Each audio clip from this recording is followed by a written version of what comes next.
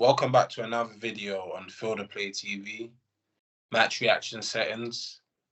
You know, we're going to speak on two games. What are you telling me, Sanch, man? A bit happier than... Positive, I'm positive. I'm good. I'm happy. What are you saying? You said we ain't recovered since that 7-0. What are you saying? Any... You see, obviously, Brentford, Yeah. we ended up beating them 1-0. I think it was fair. You know what I mean? What would you say in terms of... You said, and I was kind of thinking, raw, like, it might be techie still when we lost that game against Newcastle at St. James's. But what do you think since then? Obviously, bouncing back against Brentford. What are you saying? Yeah, massive, bro. Massive. Tough game. As tough as it gets, really. I'll be honest. They took a point. They beat City at the Etihad. They took a point off Arsenal at the Emirates. They beat us 4-0 in the return fixture. Probably the perfect result after the last few weeks, just to get 1-0 clean sheet. Bosh. So, yeah, bro, you just got to come out. Like you said it earlier, like we've not been the same since Liverpool. And I'm not saying that obviously we've beaten Betis. We obviously fought for an hour with 10 men against Southampton. But I just feel like, obviously, it's just still playing on our minds still. Like, as you can just tell that hit us for 10. Do you get it? So, yeah, so I think today was big. Obviously, Sunday, disappointing. But I'm on the opposite side of the fence to a lot of what other people said. Don't get me wrong, like Ten Hag, we could sit here and be like, yeah, he should have done this, he should have done that. And I agree that Weghorst shouldn't have played. The front three that played today should have played, and that should have been the case now for a few weeks, if we're being honest. So, but you got to remember you got to look into the team that played on Sunday. It's just nowhere near good enough, bro. Like, do you get it? So I wasn't surprised we got bullied like that. I wasn't surprised we got shot out like that. I wasn't surprised we got dominated like that. I just think it's part of the journey, part of the season. A lot of our whole midfield is out. We're playing with a goalkeeper that, in my opinion, restricts us massively. We're playing with a striker that restricts us massively. That's your spine, practically. Do you get it? And at times, and it's not, Sunday wasn't the first time, I just feel like it's our centre-backs against their attack. Like, literally, when Shaw decides not to play, and when we know Dallo has his limitations, 1v2. At times, in certain games, I do feel like it's literally our centre-backs at sea. Saying, we're saying, oh, what? Go attack our two centre-backs, and that's what do you get? Yeah, when the midfield decides to take a day off, you already know what happens, man. We saw it last year. As soon as the midfield aren't playing, yeah. And you know how it goes anyways, man. De Gea will end up pulling off saves, and it's either he's giving the ball away to concede a chance, or the midfield are nowhere to be seen and trying to get hit. But no, man, for me, I was just happy that we bounced back. I wasn't really phased by the performance. Obviously, this was prior, innit? I was just like, yeah, we need to come out there and just get a win no matter what still, because when we look at the table and we've got teams like Brighton, they're gunning for them Champions League places now. Spurs, we were just 5th. Do you know what I mean? That's how tight it is. Like, you have two bad performances which could end in bad results, and then you're looking like, yo, you might not even make Champions League. And for us that have been cruising, you would say in the Champions League places for that majority of the back end of the season. It's like falling out of it now would be catastrophic, and it's something that we can't do, especially for our development going forward, especially for where we hope to be in regards to our process, bro. Us just falling out of it right now will just be just so catastrophic, and it's like you would almost kind of forget about the trophy that we already won, and I don't want that to be the case. Do you know what I mean? So yeah, it was important getting back to winning ways, man. And to be honest, it was a good performance. That first half, it was so comfortable. Yeah, Brentford, they were kind of sitting off us and that, but I feel like we were making it kind of difficult for them. You know what I mean? If there was second balls and that, we were winning our duels. We was combative in key areas. You know what I mean? So yeah, man. Rashford scoring again. You know, so yeah, it bodes well, man, going forward, man. When we have players coming back. So yeah. What are you telling me? Yeah, I feel like, and I get it sometimes, like, but what I've managed to do well on a personal level, yeah, is just like, for me, in an ideal world, a lot of them players that played on Sunday wouldn't have played today because they don't deserve to play today. I thought McTominay and Sabitzer weren't good enough on Sunday. I thought Luke Shaw wasn't good enough on Sunday. I thought Varane wasn't good enough on Sunday. Dallo wasn't good enough on Sunday. Like, don't get me wrong, you can't replace all of them. But I would have liked, in an ideal world, to see some changes tonight. But I've got to sit back and then realise that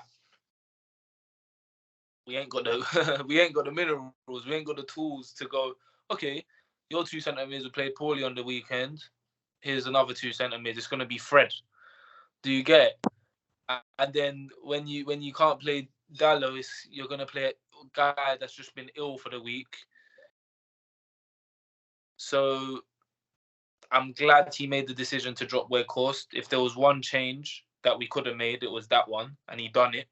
So I've kind of understood why Ten Hag's been doing that to a certain degree, but I've not agreed with the length of how long he's done it for. And I'm glad to see that he finally pulled away from that, because he was playing this front three at the beginning of the season.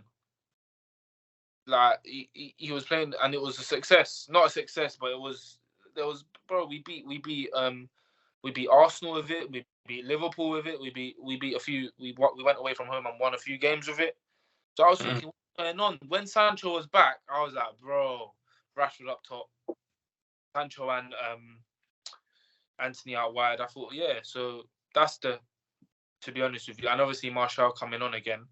I think those are the two main pluses from today's win. Still, just to, like you said, get some players back. Obviously, we got to get through the Everton test on the weekend. But after that, hopefully now Casemiro clean through to the end of the season, Eriksen clean through to the end of the season. Martial, hopefully. Martial hopefully can maybe get a start on the weekend, and if not, but at least he's still there to come off. You can see his quality. Luke Shaw came off, but then Malacia was brilliant. Malacia was brilliant. And that's what you want still. And I think in that area, now that we bought our left back in the summer, we tied down the left back we had.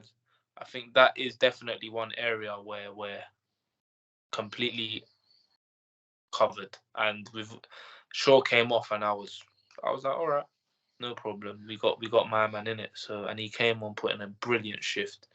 I think in that deep role today, Bruno, he was nice. He was setting the tone for a lot of the things he was doing going forward. It was good to see, man. It was good to see him in a deeper position. Yeah, I think he had like 113 touches. So I think that's very I like that from Ten Hag still, because I think I'm not saying Bruno can do it, but he's got attributes. But he's got attributes that complement in a central midfield role. Whereas it be combative, his passing range. So I'm glad that he's he obviously tried it on Sunday, and I think when you try those things at St James's Park, it could be a masterstroke, or you're gonna get absolutely eaten alive in it. Obviously, it didn't go well on Sunday, but I think considering the two centre mids that are playing for us, I think it is integral that Bruno does get deeper and get more involved, because if you leave them two man out on an island,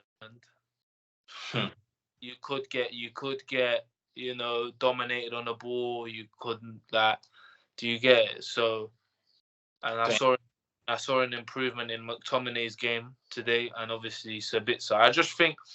I think a lot of the reaction sometimes is I won't say over the top. People are right to have their opinions and stuff. Yeah, but I just think I don't know if it's Twitter. I don't know what it is. But after Sunday, I was like, some of the things I was reading, and I'm just like, yeah, I was seeing people bringing Ollie into the equation. I was like, swear, like. Yeah, bro. I don't know why. I don't know what it is. I don't know why it is, and I understand that Ten Hag's heightened expectations, because before the start of the season, like I told you, I was thinking, bro, outside the top 6 kind of thing. So to win a trophy and be in and around the top 4, but obviously because he's done so well, your expectations during the season are going to become different. So. But I think it's important to have defeats like the ones we have on Sunday, just to remember, look, listen. Yeah, man. We're not. And I was chilled. I'm not saying that this is how it's supposed to be, but don't get me wrong. Obviously, I watched the game and I was not happy with the performance. I was fuming with the performance, and I was fuming with the fact that he stuck with Weghorst up there. But I asked my old man the question where it's how many of these players are you happy with, really and truly? And he mentioned about 3 or 4, and I'm thinking, there you go. I understand the frustration. We played poorly. We got outworked. We got bullied. But then you got to sit there and be like, okay, with all due respect, I've got the hair in goal, who he thinks over the mill. We've got Dallo and Shaw, who didn't want to turn up, and with all due respect, again, I don't think Dallo's our right back. Yeah, man. Then you've got a midfield that it might as well be empty. Not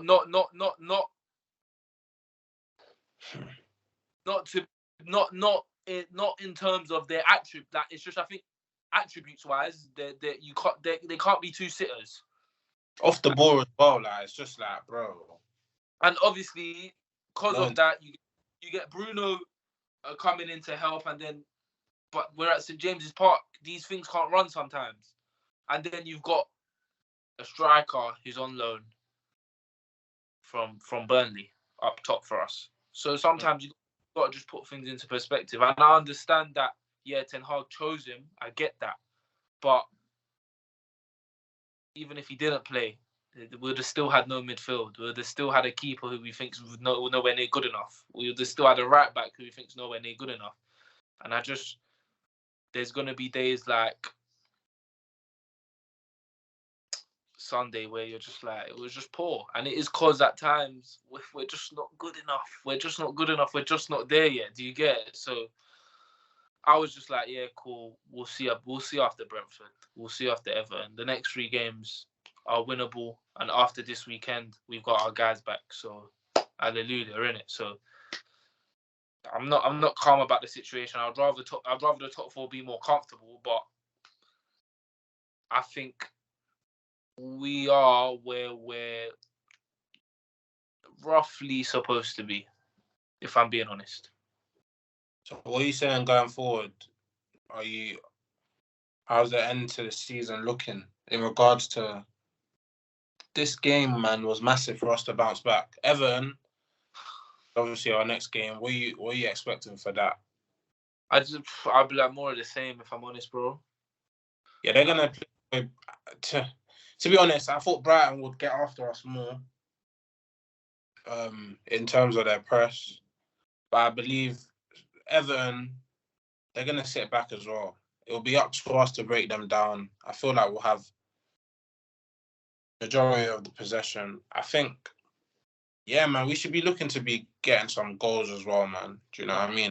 Of course, I get it now, 100%. And I think just play it like I thought the first half was very good. Yeah. And I think just in terms of just honing them into their own half, not allowing them time on the ball. And when we were on the ball, we actually delivered some, there was some good phases of play. So I think obviously Everton, who are obviously a worse side than Brentford, I think, like I said, I expect more of the same. Like you said, maybe a few more goals, but you got to remember these guys are fighting for their lives. So, yeah. So if we get a little bit of today on Saturday, the bit of the same, I won't be.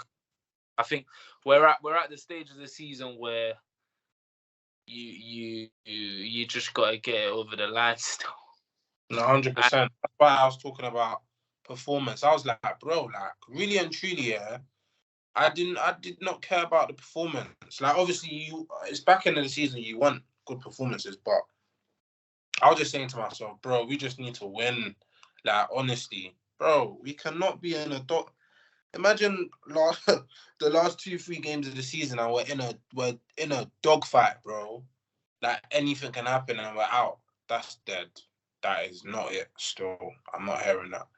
So, like you said, at this stage of the season, if we was to scrape a 1-0 win, happy days, bro. You know what I mean? We keep it pushing, man. We're in other competitions, bro. And it's playing our full strength side. Do you know what I mean? Yeah. That's the main thing, really, bro. That's the main thing. I think that's the main thing. I think we've gathered to realize that Eriksen was potentially a bigger blow than what we thought it will be. And obviously Casemiro. That was you, boy. You were thinking. You were saying Fred. Fred should be coming in for Eriksen. Well, to be fair to Fred, when he was next to Casemiro, I was having a jolly up. I was more than happy with that. But I think Fred will always let you down, man.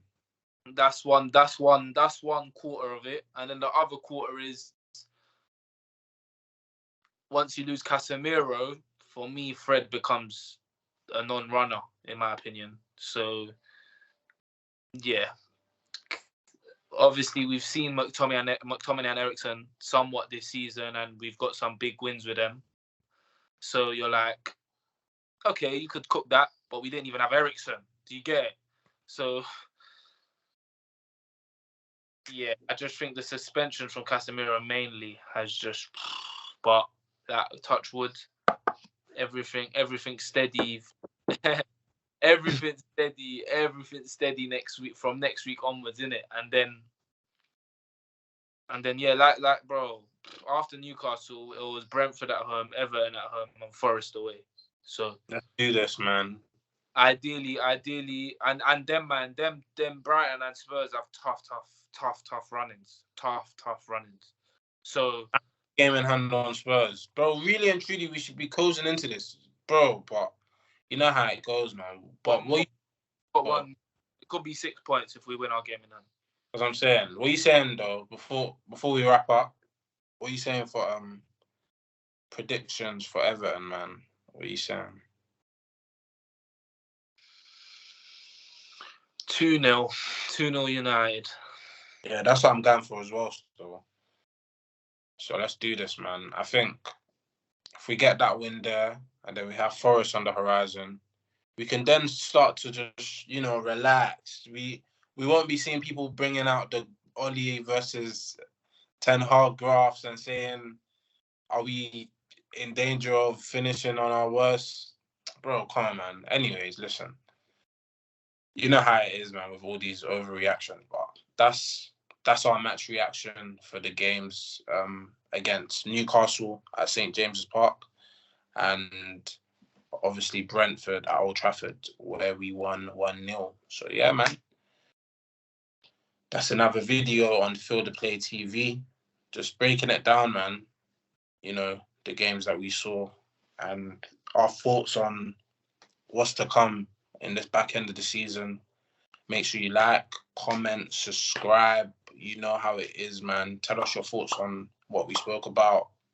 Have your notification bells on at all times. And yeah, man, that's us. Peace.